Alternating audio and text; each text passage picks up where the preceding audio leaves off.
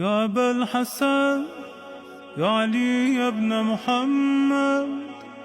أيها الهادي النقي يا ابن رسول الله يا حجة الله على خلقه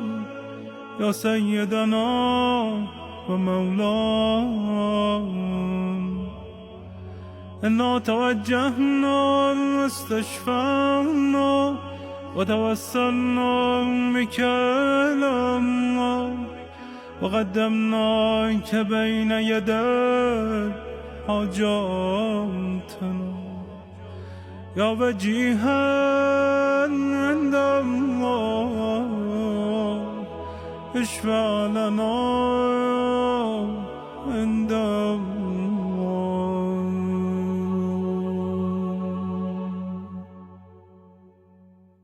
يا أبا محمد